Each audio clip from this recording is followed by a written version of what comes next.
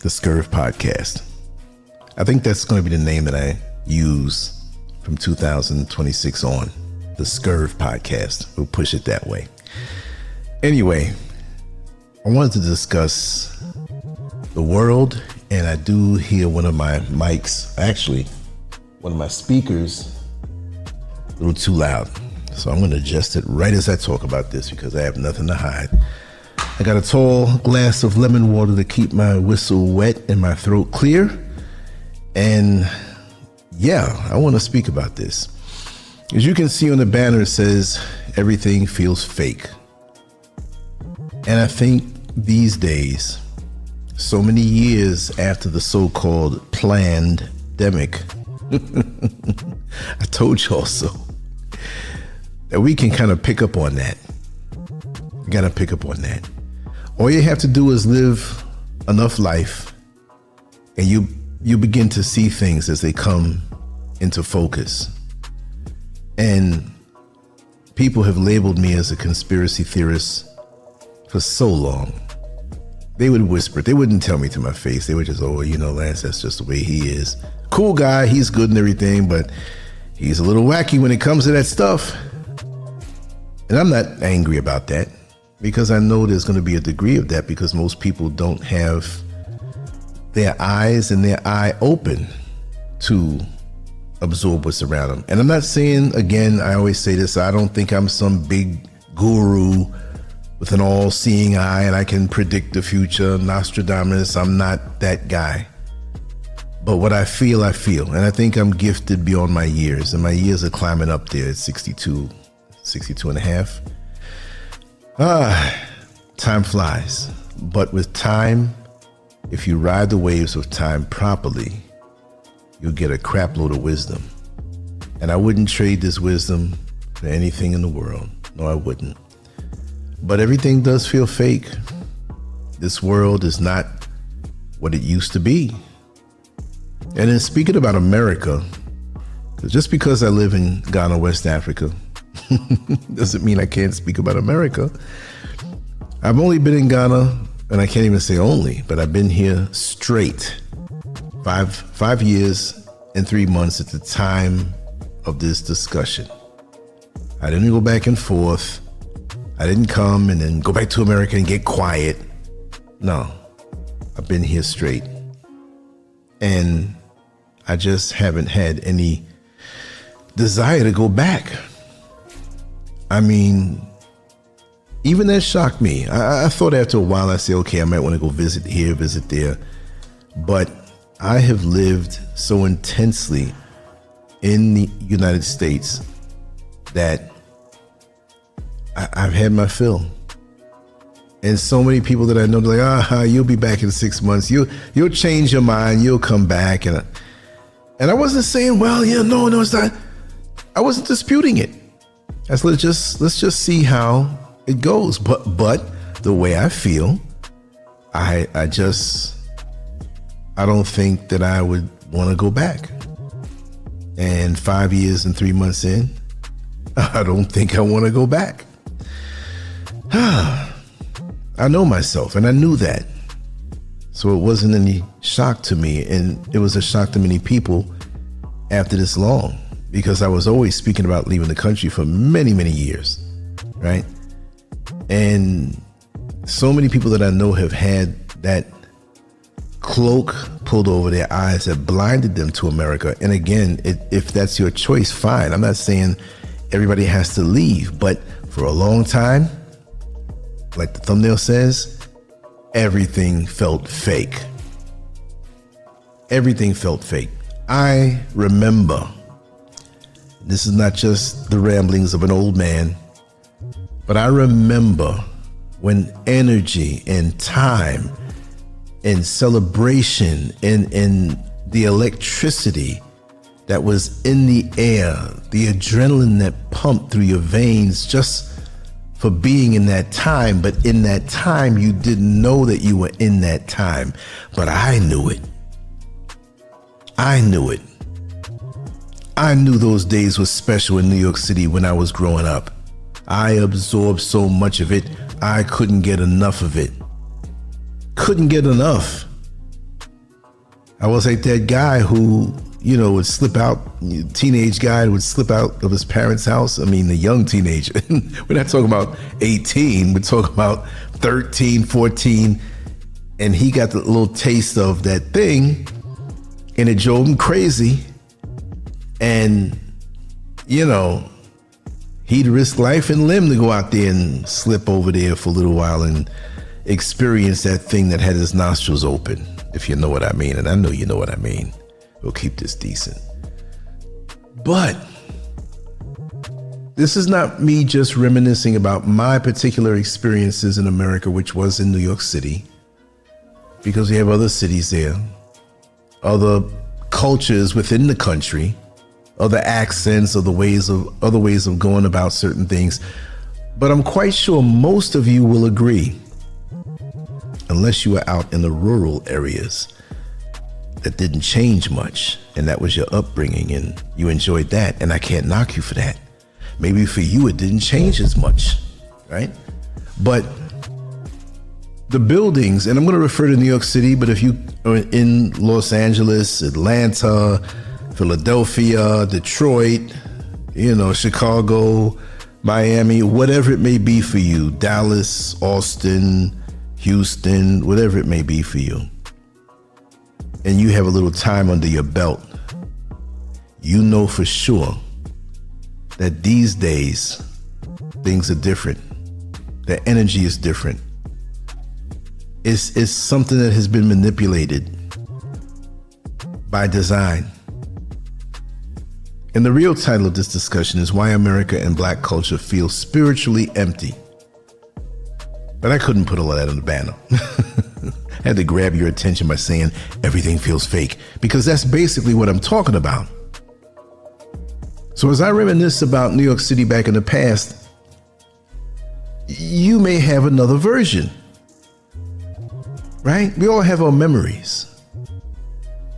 But before I get down into my notes and what I wrote that I'm going to read off, and then I'm going to freestyle more again after that, but I wanted to drive these points home. Boy, I'm going to tell you, for me, right? For me, I had a 2-parent household, a nice home growing up, my own room, and a brother who is my brother. But people would say, well, he's your half brother because you don't have the same parents. But I never looked at it that way, but I have to say that. And our experiences in New York were quite different. It led him down many dark roads. But for me, the culture, the music, the camaraderie, the mindset, the children, which I was part of the group of children. But the music, y'all, that ran through all of us. And it was so real. There are times I'm in here in this studio, so many hundreds of miles away from New York City, or rather the East Coast, because I did live in Orlando for so many years, but the majority of my years, I'm a New Yorker. You can't change that. I'm a Ghanaian New Yorker. I'm still American, yo. I got them 2 passports over there. I'm still good. But I would play some songs that would hit me, and I would be here in the studio crying and smiling and joyous and so thankful to my Creator that I was afforded the experience of living through those times when everything was so much more real. The people, the food, the streets. And I'm not talking about the streets at night when things went on. I would see those things. But just the unity. Of course, we had gossips and haters. We didn't call it that back then. But it was overwhelming, where there was a code to living. There was a nutritional value to life. A nutritional value that you were hungry for, that you enjoyed. Now everything is empty, void. no charge to it. Not that you would stick your finger in an electrical outlet, but if you did that back then, symbolically, you'd get shocked. If you do it now, not in a real outlet, but just symbolic of this life, if you stuck your finger in that electrical outlet of this life in the present day, you wouldn't feel a damn thing. How about that? Now, please don't go sticking your finger. I meant that as a gauge to the charge of life. Because things are different now. And I thank the Creator for my doggy bag of life and experiences that are in that bag that I can pull out and enjoy anytime I want. Doom, doom, doom, doom, doom, doom, doom, doom, doom. Loving is really my game. That's the song the other day I played, man, and I cried. I cried. Tears of joy. I felt my mother and my father around me. I still feel their love.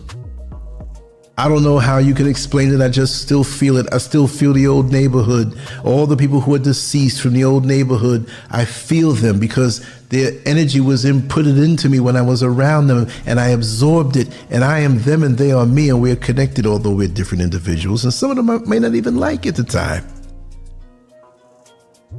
But when you pull back and see the overall, you say, man, this was really good.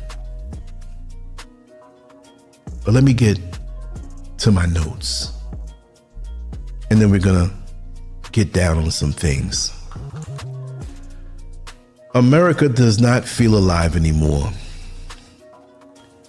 Many cities that once had energy, creativity, and purpose now feel like empty shells.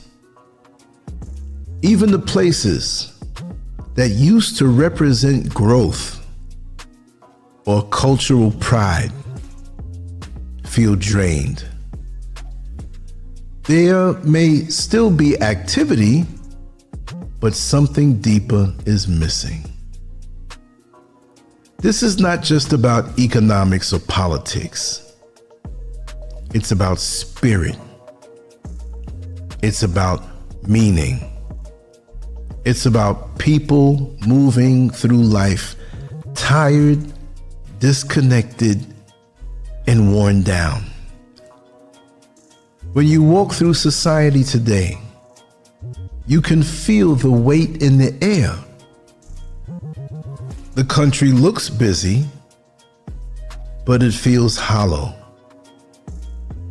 There are still small pockets of life and creativity, but they are rare.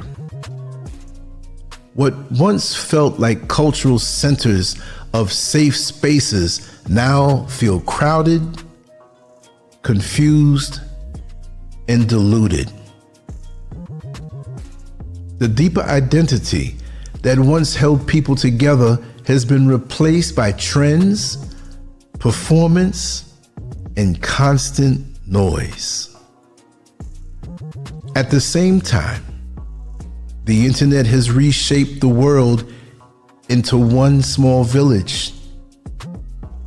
This change brought benefits: faster communication, access to information, and global connection.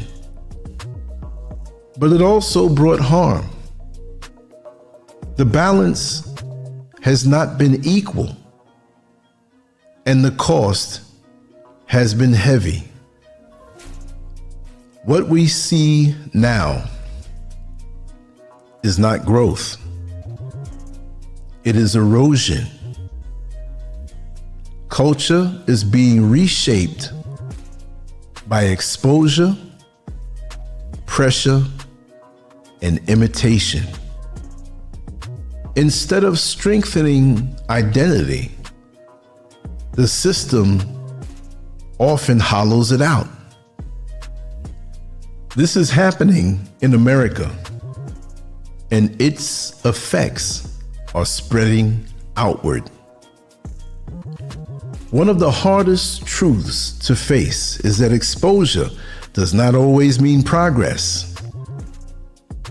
When culture is shared without protection, it can be stripped of meaning.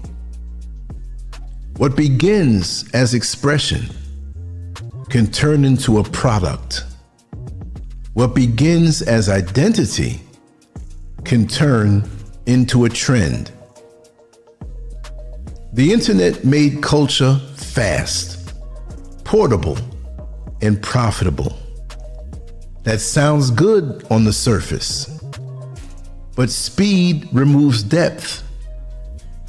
Algorithms reward shock, excess, and repetition. Subtlety, wisdom, and tradition do not travel as well in this environment. This has changed how people see themselves. Identity becomes something to perform instead of something to live.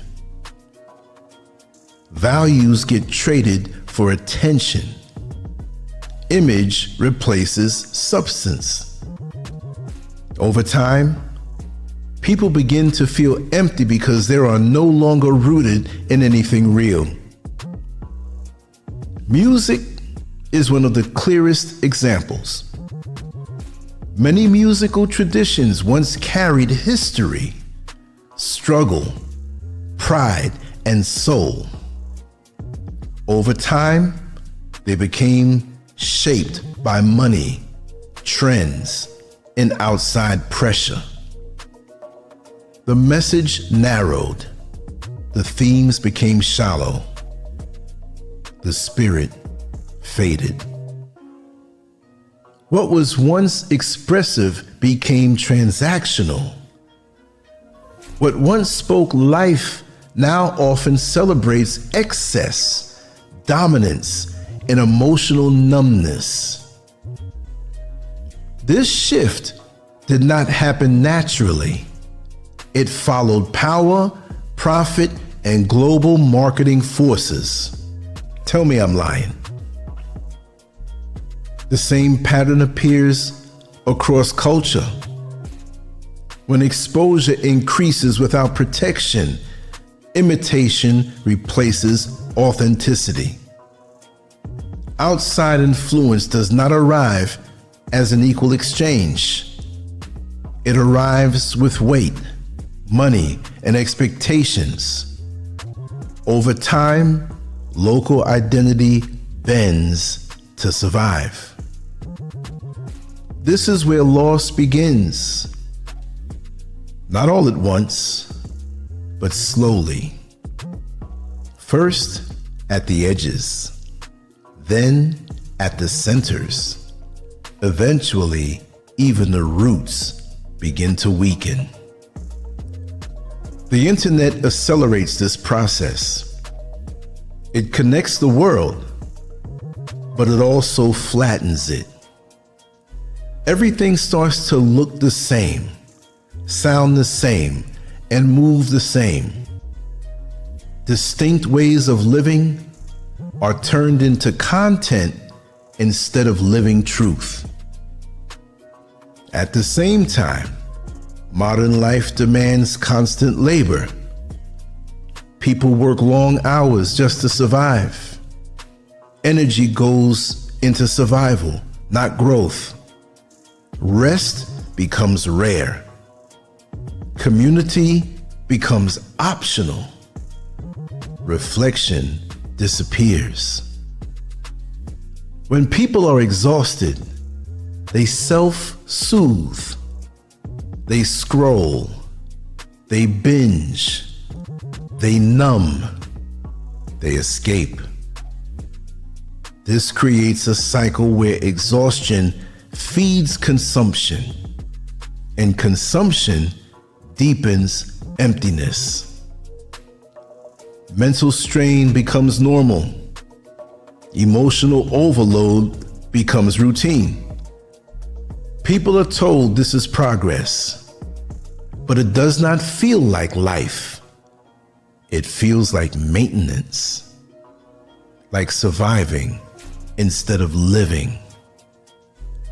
The problem is not only economic, it's spiritual. A society that runs on output alone will eventually lose its soul. When meaning is removed, people drift. When purpose is gone, confusion fills the space.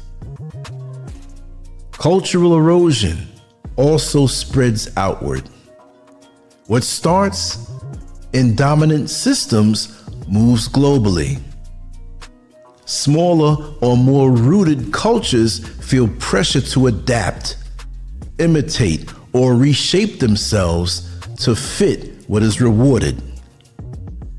This is not exchange. It is absorption. What is especially dangerous is when people mistake visibility for value. Being seen does not mean being honored. Being consumed does not mean being respected. Exposure without boundaries often leads to loss, not growth. True culture needs protection. It needs limits. It needs elders, memory, and intention. Without these, identity becomes a costume that can be worn and discarded. The deeper issue is that modern society teaches people to live outside of themselves. It trains people to chase validation, metrics, and approval. Over time, this disconnect creates hollowness.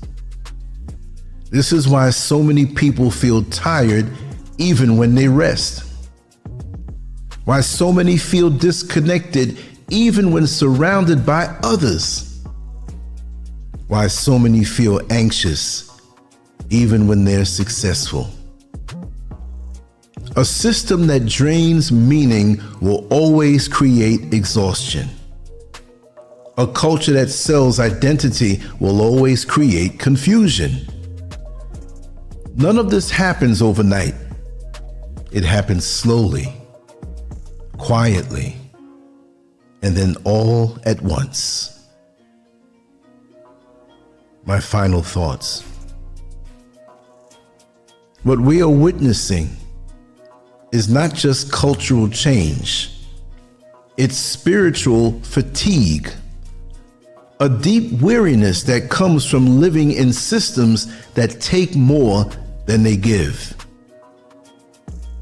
Rebuilding begins with awareness.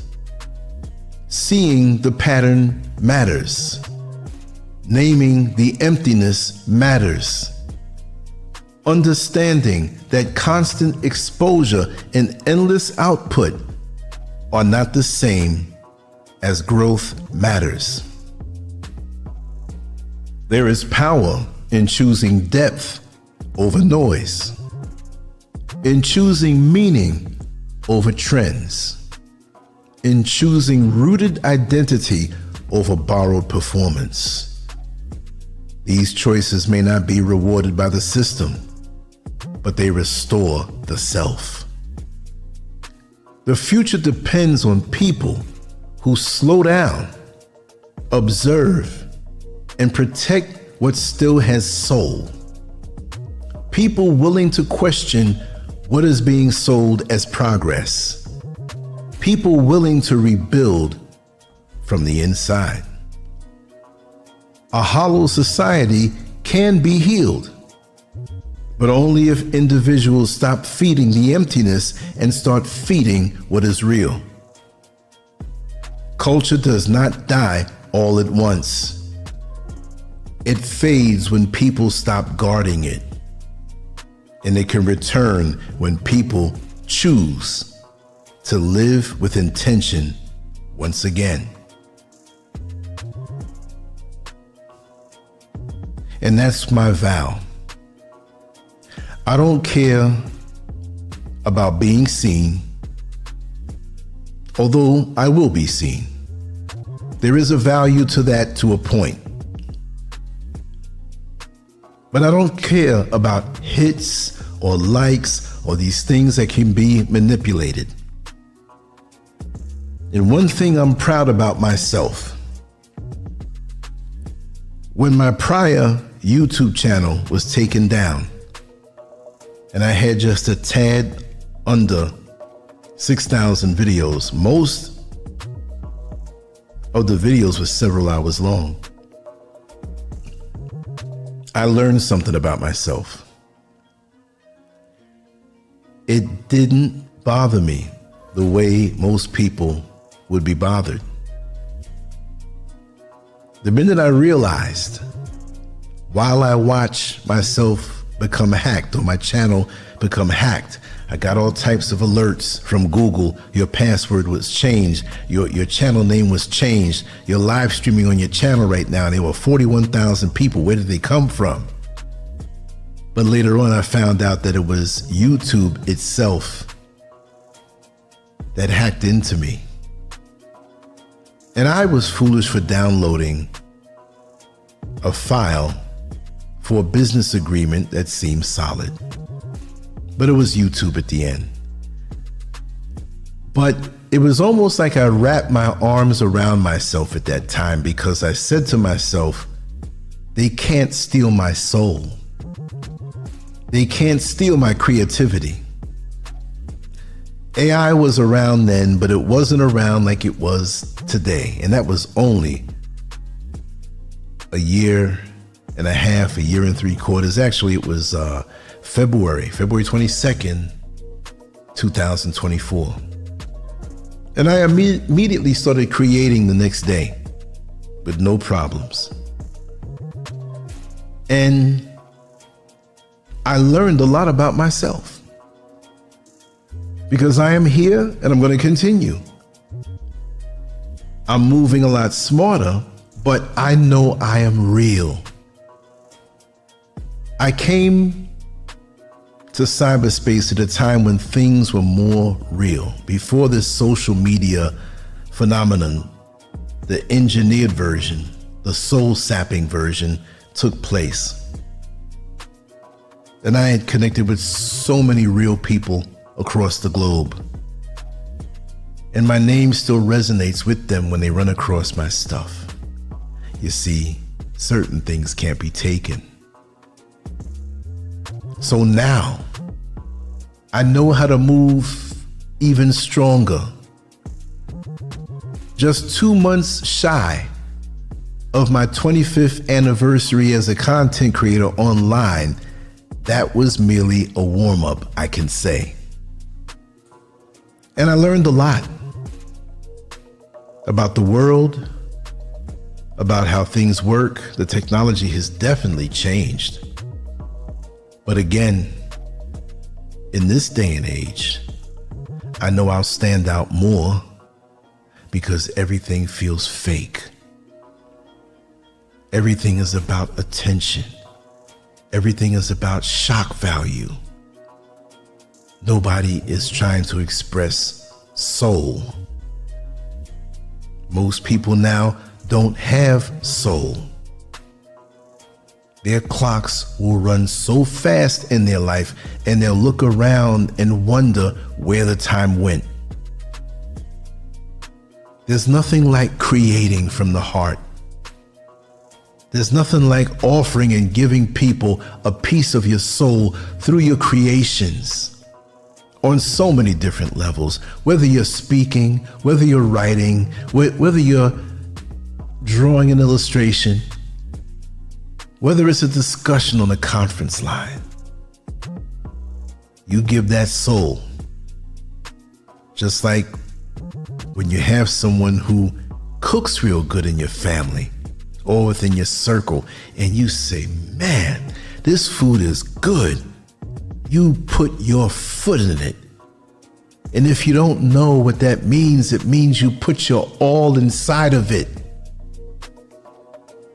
So I'm not gonna abandon who I am and abandon every fiber of my being because something looks attractive because of the massive applause, or I seek now to stay in my lane. I don't need to be that franchise restaurant that has locations all over the world. I just want to be that mom and pop restaurant in the neighborhood that's been there for years, that you can't wait to go to because what I have, nobody else has. Everything feels fake because we've abandoned that, because what I realize is that we all have that unique offering of self, but we want to join the cookie cutter parade. We don't want to be what the Creator made us to be. Imagine we live in a world where a human being cannot count every grain of sand at the beach. You can't do it. We live in a world where no two snowflakes look alike. It's impossible. You can't do it. You can't tell that two are the same. You can't do it. So why are we as human beings made in such a divine majesty? We rush to abandon our uniqueness to become a cheap knockoff and look-alike of what is manufactured in a demonic system that hates how unique we are, so we give up our soul. Soul music. What happened to that? Soul food. Where is it with this GMO stuff out here? What happened to the real? Even, let's go further, y'all. Let's go further. Let's be adults and talk. Even relationships, even intimacies. And for many who are connecting in the present day, even this thing called making love. What happened to it? What happened to the love songs that would play, that we would embrace to, that we would foreplay to? Holding hands back in the day with so much electricity and emotion and spirituality within us was like an orgasm. Is it a crime to say that word? Holding hands with somebody that you were interested in was electric. You'd interlock your fingers and it meant something. Today, people meet and they expect to sample a person's head game. What in the hell happened to this world? Huh?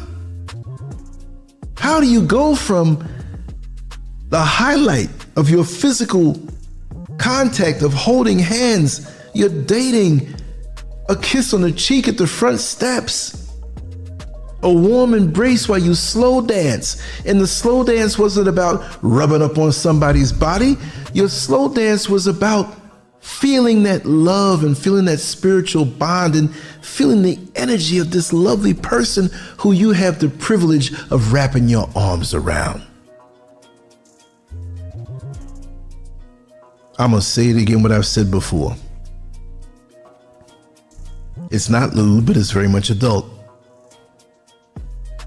When we had real love in our hearts, I'm gonna speak as a man. Not just about me, but as a man and for men, for real men. When you held your woman and you loved her and she loved you, and nobody else is around, and she's wrapped around you, and you're deep inside of her, and your arms are wrapped around each other, and you inhale the sweet scent of her hairline, and you kiss her deep and enjoy the flavor of her saliva. Even if you're a little sweaty at this point, and you inhale the scent of her underarm, it's not offensive, it's beautiful. And you find the perfect motion. And it's mind-numbing, overwhelming, the connection that you're creating. And this connection is so strong that you are destined now at this time to create life. And let me tell you something. The stronger the release, the stronger the eruption. When you are deep inside of her and she's wrapped around you tight. And it's beautiful because of what you feel for each other. And there's no barriers. You know what's happening. You know something is going to come out of this union. And it does. And to me, it's fact. But I'll just say this is my theory. When you have a union like that, that's real and not fake, and you both come to that climax, that high point.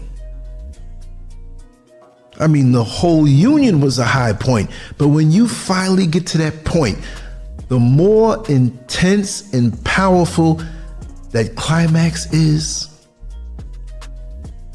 the more intense your child will be. If that union was real. But now we have so many people playing around. And like my dear sister warrior Hope will say, that today the youngsters and the people of the present day, I'm not going to say the F word, but I'll spell it out. She says that it's sport, F-U-C-K-I-N-G-N. Recreational. Come over here and let's do this and feel a little tickle. And in 3 days, when I see you in the supermarket or the shopping mall, I'll look at you like it never took place. I mean, nod at you. Until I call again in 3 months, 2 o'clock in the morning, because I remembered what it was. And I went down the list and 10 other people weren't available. So I came up on your number. That's what it is today. What happened to families that had 8, 9, 10, 12 children? And these two people were in love with each other.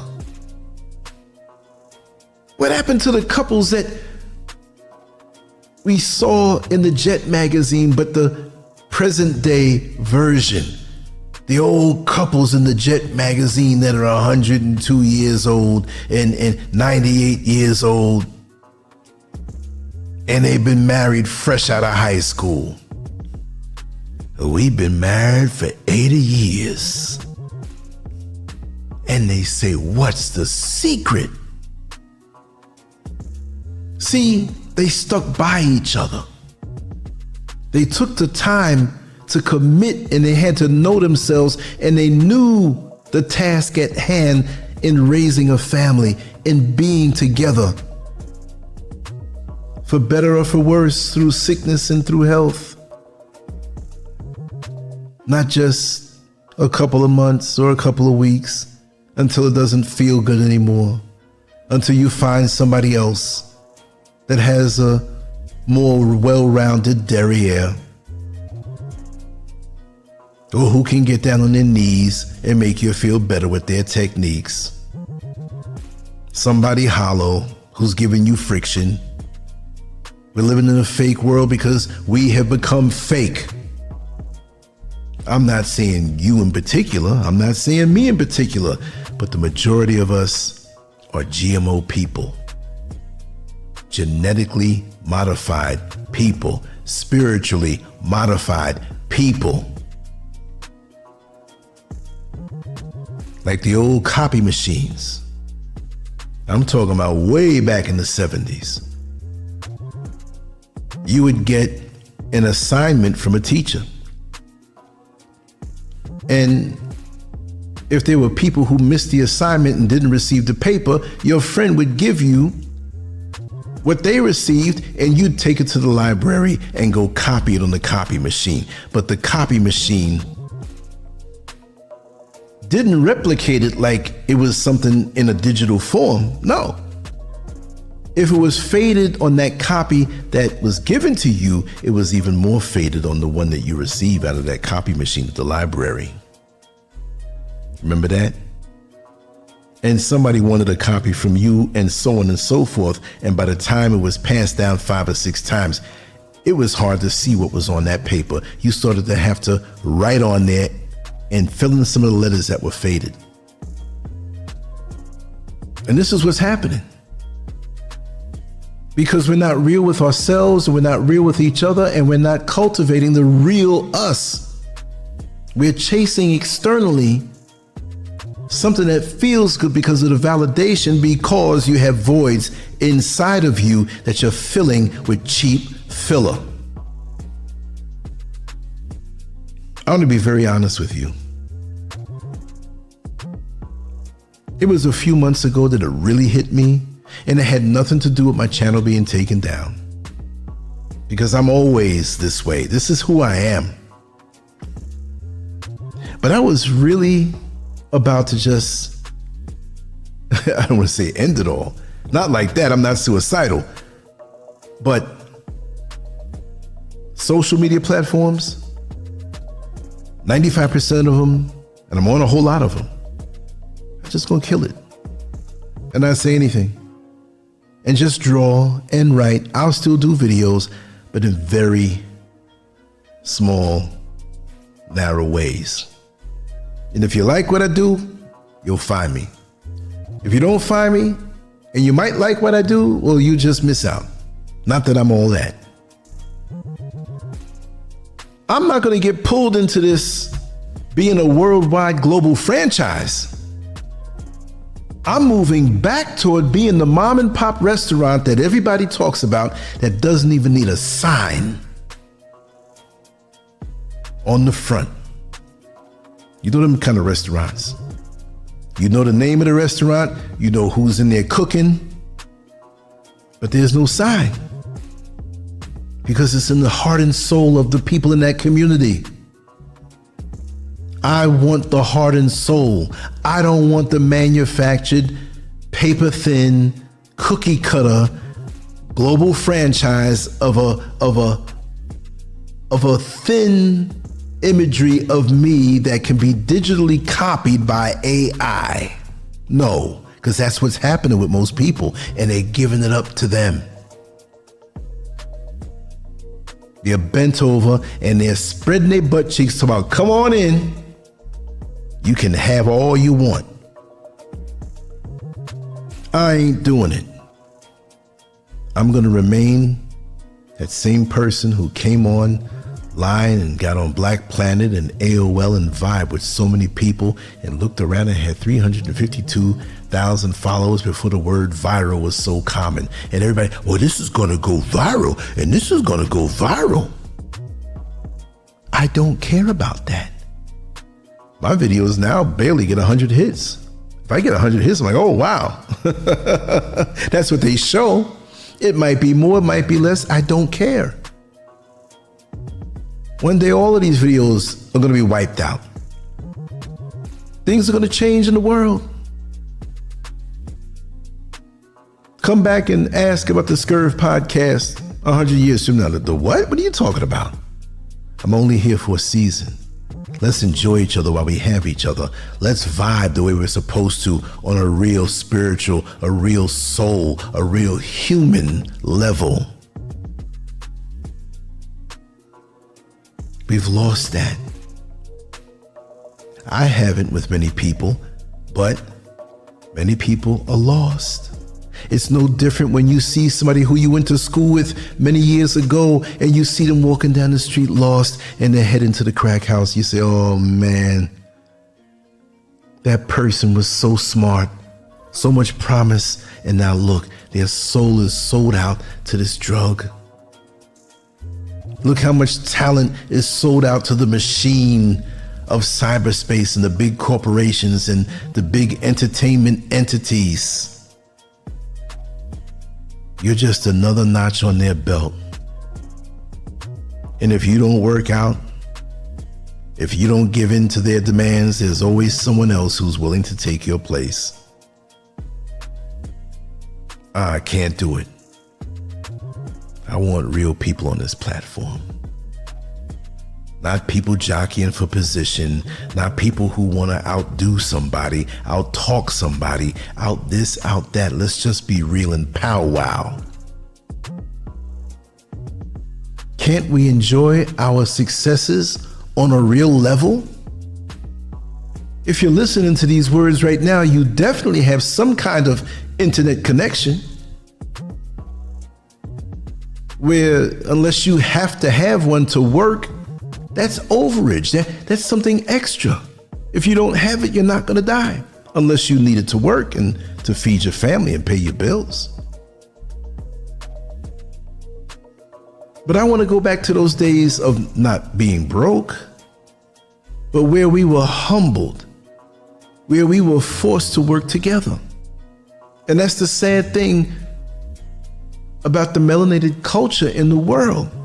We're forgetting what we have, and we're losing it, and we're selling out. There's more than one way to sell out. We're selling out to the fake glow of the neon lights, having our name on the marquee, performing now. We're no different than a person who's performing our role after we transition. We're puppets for the system. Do we have to lose it all? Because most of us are throwing it away. Now, I'm not saying you want to go back to being broke. Maybe somebody here or some of you haven't been broke. But what happens? Or what happened to the love that we had for each other when all I had was rice and all you had was collard greens? And the next person had a couple of pieces of chicken. And there was another vegetable or another starch that was there. And somebody had a little sugar, which is not good for you, but they had a little sugar, and we mixed it up in that big jug. Put some Kool-Aid in that bad boy. I'm not saying it's good for you. And we were so thankful to have that meal that we all came together and chipped in to create, and we realized the value of each other, and we had several more days like that until payday came. And even when payday came, we pinched our pennies. We brought it all back to the community and loved each other.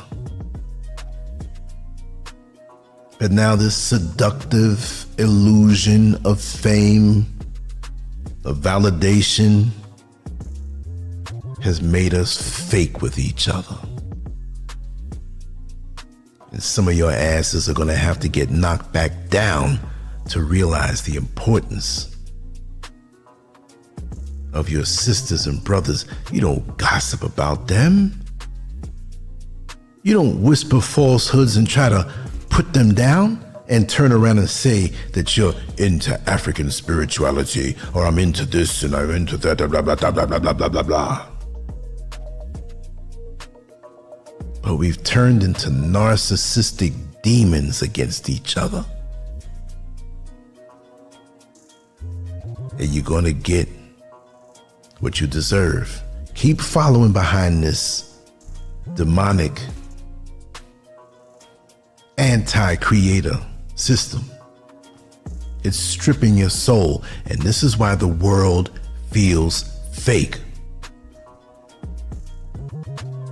You go on any social media platform, you go on Instagram, go on TikTok, go on Facebook,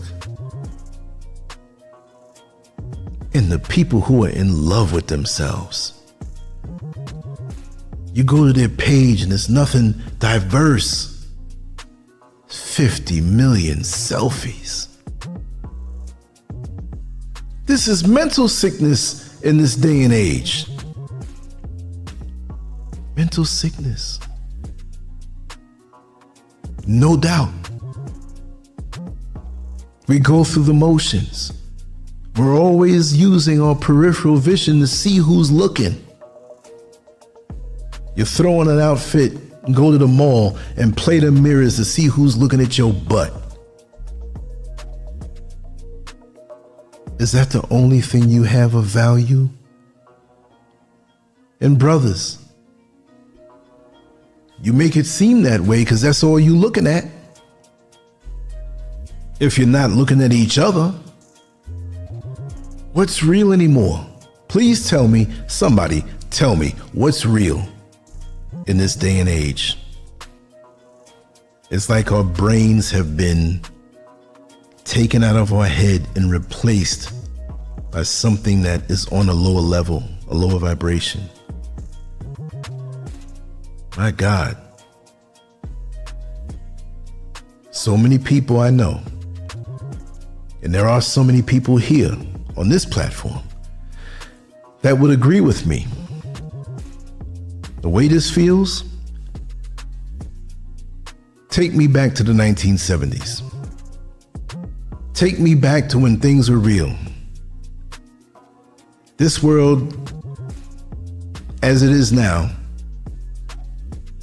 and I know my emotional and spiritual and mental watering holes to go to in the form of my real friends, my real brothers, my real sisters. Yes, I have that backup. I'm living off the grid of this fake system. That's the only way I can survive. But I'm not in it the way the GMO world would have me in it. Take me back. I don't need a cell phone. Just give me a dime and a public phone. Take me back. I don't need a computer. I can write my own stuff with a pen or a pencil. I can print it out, and I have beautiful handwriting. I can write in script. Give me the newspapers. I don't care if the magazines are 2 months behind in the stories. I'll take that.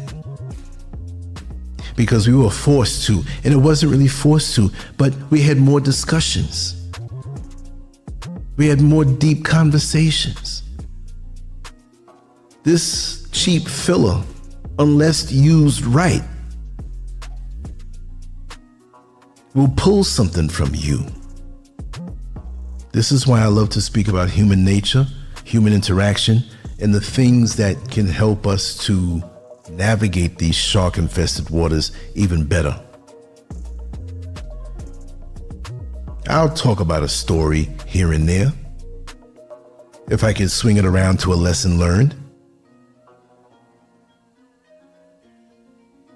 I'm an old veteran at this game. I've seen it all. I could take one look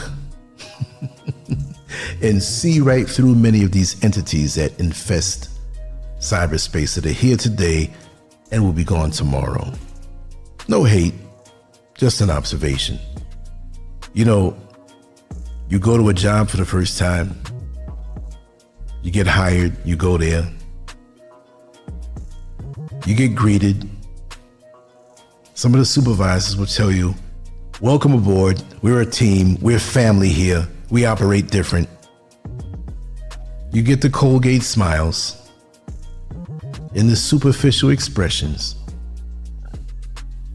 But there's always that one employee that you run into in the break room when no one else is around.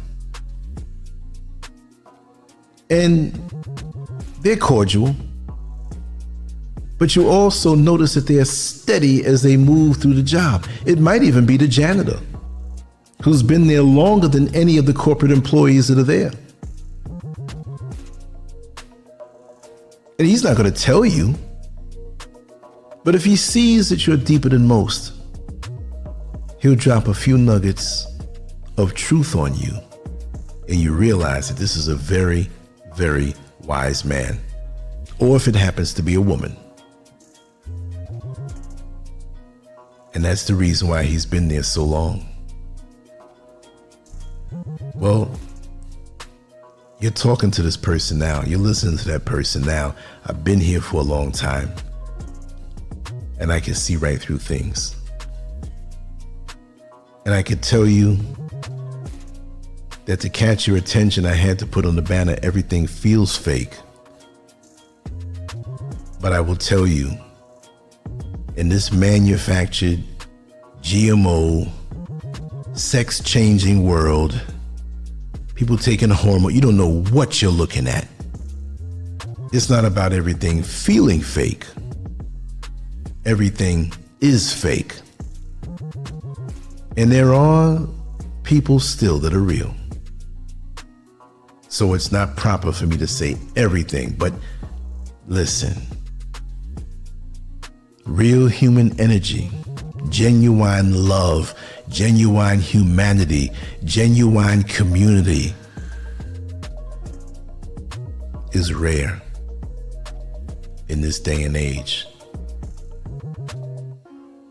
And if you are one of the last of the Mohegans, one of the last of the real people standing, I challenge you, I beg you to hold on to that vibration and never allow yourself to get seduced into this GMO world that has no soul. It's like food that has no flavor.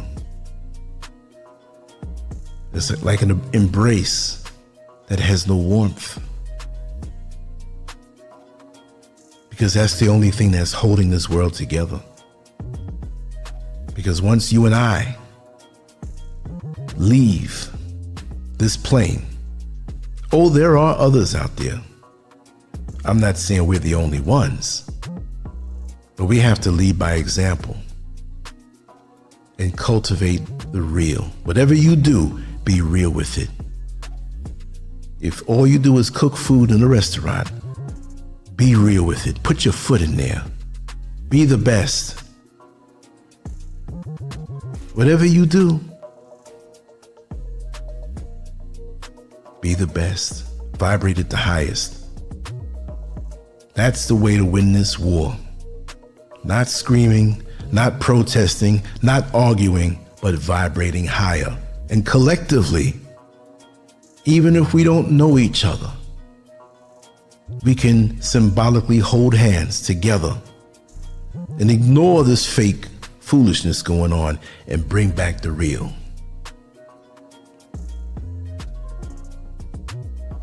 Bring back the emotions. Bring back the passion. Bring back the love. Because at the end of the day, that's all we have. At the end of the day, all we have is each other. And like that great-grandmother or that grandmother who is on her bed of transition, and she looks around to her grandkids and her children who are grown. And if she's a great-grandmother, great-grandkids. It could be a great-grandfather. And she hears everything that goes on in the family. It all comes to her. And her last request before she transitions is to say, listen, you all have the same blood.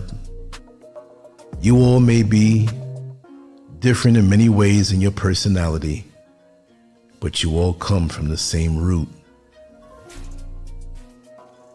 please, if you can unify or find the common denominator to negate the distance that you found between you, and work together as a family, and give up these petty things that you have against each other. Because I'm here watching you, and I'm on my way out to the next level. And it would be a shame if you let the forces of this world break you apart. This is why the family is under attack in this present world. It's the only thing we have to undergird community. And that great grandmother says, if you truly love me, because you all have a connection with me, so how is it that you can't have a modicum of connection with each other?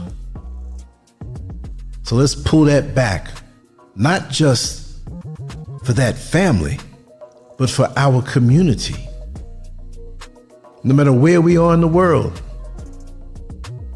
Why is it that the first thing so many of us look to do is to find fault with each other? The first thing we look to do is to be crabs in a barrel to each other. So when we look to the outside world of others who don't care for us, we can't look for anything from them.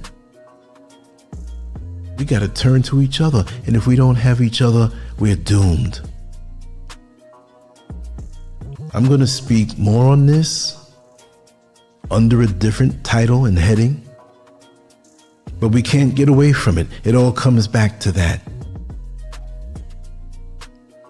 And if we had each other and we were real with each other, everything in the man-made, manufactured world that feels fake wouldn't bother us. You know why? Because with each other, we'd have the real. And that's where it comes from. But it's got to start with you. If it's not real for me, I don't want it. If you can't come to me real, I don't want you in my life. It's as simple as that. Solitude is my best friend. So anything on top of that has to be real. I can't have any weak stones put in the foundation of the house that I'm trying to build. It's going to be more stones on top of it. And if it's a weak, crumbling stone, a foundation, the house is going to fall.